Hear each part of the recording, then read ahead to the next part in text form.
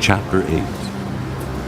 But God remembered Noah and all the wild animals and the livestock that were with him in the ark.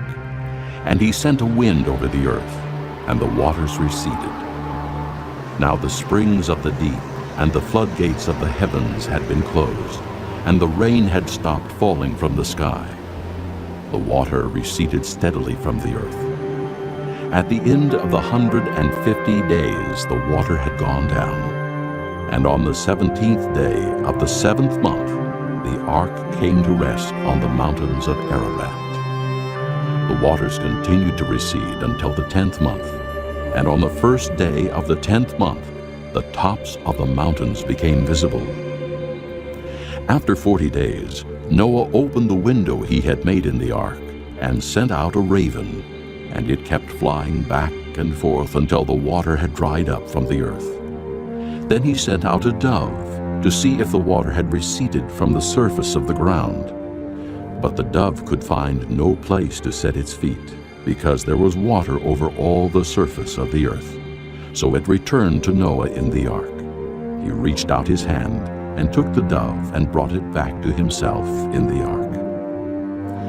He waited 7 more days and again sent out the dove from the ark. When the dove returned to him in the evening, there in its beak was a freshly plucked olive leaf. Then Noah knew that the water had receded from the earth. He waited 7 more days and sent the dove out again, but this time it did not return to him. By the first day of the first month of Noah's 601st year, the water had dried up from the earth. Noah then removed the covering from the ark and saw that the surface of the ground was dry.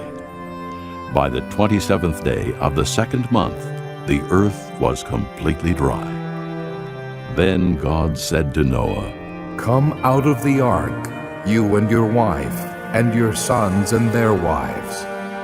Bring out every kind of living creature that is with you, the birds, the animals, and all the creatures that move along the ground, so they can multiply on the earth and be fruitful and increase in number upon it." So Noah came out, together with his sons and his wife and his sons' wives.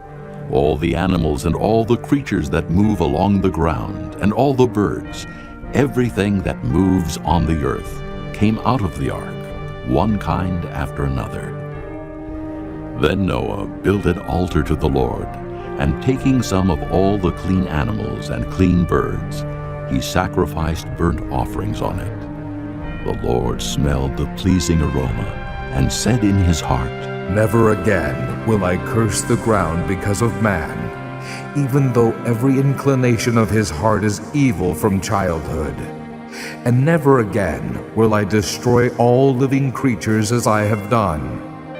As long as the earth endures, seed time and harvest, cold and heat, summer and winter, day and night will never cease."